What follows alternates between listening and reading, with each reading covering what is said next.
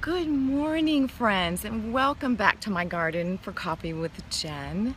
Today is Saturday, November 4th. We are in November already, friends. My goodness, this is the season, this November season is the season of thankfulness. And first I want to tell you, I'm so thankful for each of you. Thank you for joining me. Thank you for sharing these messages because we are on this incredible journey together. And I'm so thankful for all of you. Well, I want to tell you that when I come out here on Saturday mornings, I am not always sure what I'm going to talk to you about. Sometimes I have it planned out.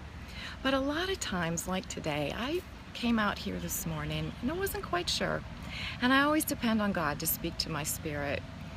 And last week I told you that I'm always surprised how he speaks to me. Last week it was through some skeletons hanging on a tree, but today, this morning, God spoke to me in a cloud about a cloud.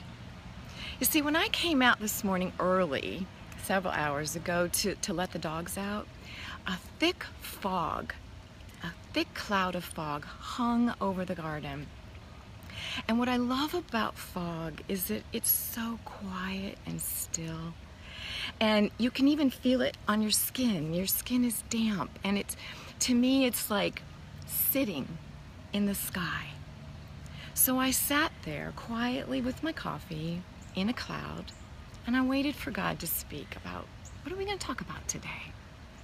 And what happened is he reminded me of another morning several years ago when I was on the shores of the Mediterranean Sea in Israel at a little place called Caesarea by the Sea. Now this place was beautiful. It was a beautiful sunny morning, and the sea was just deep blue and sparkling, and there was a wind blowing. And this is the place where King Herod, the king during Jesus' time, had his summer palace. So it was quite a compound. I mean, there's the ruins of his palace, which sat right on the water. Then there was an amphitheater. And then there was this long area. It was a sporting field, and it was open to the ocean on one side. And on the other side, it was lined with big stone steps that went all the way up, like bleachers. And it's called a hippodrome. And hippo in Greek is the word for horse. So they had horse races there and chariot races. And they loved their sports back then.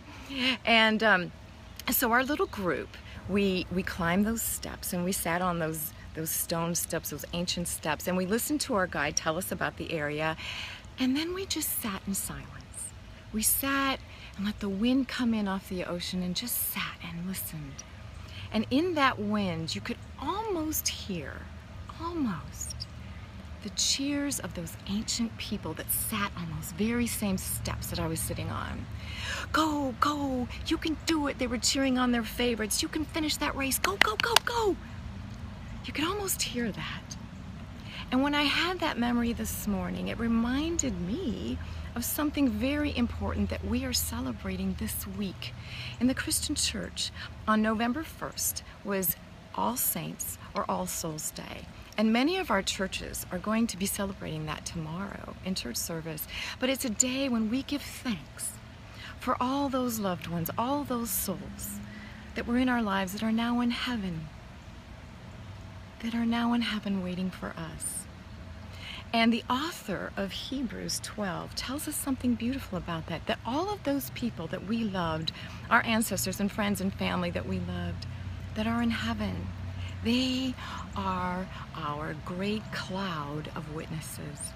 And they are in heaven cheering us on, praying for us, encouraging us, saying, we love you, go, go, go, live your life, don't give up, encouraging us to run our race with endurance, to make it to that finish line, and to know that Jesus will be waiting for us as we cross that finish line someday.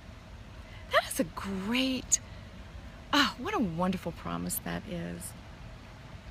And, this week this message is particularly poignant to me this week, because this week I had to say goodbye to two dear, dear people that I love, that are now part of that great cloud of witnesses in my life.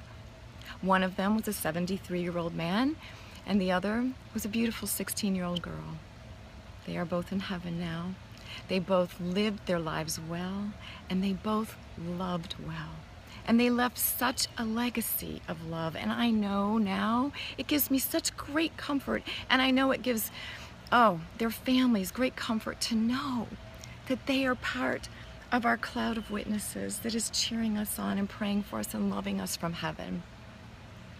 And there is a promise that we will see them again for sure. And this is something beautiful that is in John 16.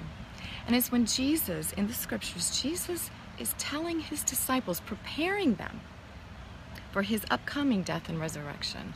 And he tells them, I am going to go to the Father, and you will have great sorrow. There will be much sorrow and tears, but I will see you again, and your sorrow will turn to joy, and nothing will ever be able to take that joy away from you. What a beautiful promise. It just gives us such hope when we go through seasons in life where we lose the people that we love, but we know they're not lost. So this week, I hope that as you're walking about your day, know that you have a beautiful cloud of love that is walking with you, cheering you on from heaven, loving you, and praying for you. I hope you have a wonderful week, and I'm going to tell you to remember to set your clocks back tonight. I'm going to set mine back to when I was about age 30. I just had to say that. Just a little humor. Anyway, I hope you all have a beautiful week, and I love you, and I look forward to seeing you soon. And thank you for joining me. Hi, Jen. Thank you so much. Hi, Jennifer. Nice to see you. Have a wonderful week. See you soon. Bye.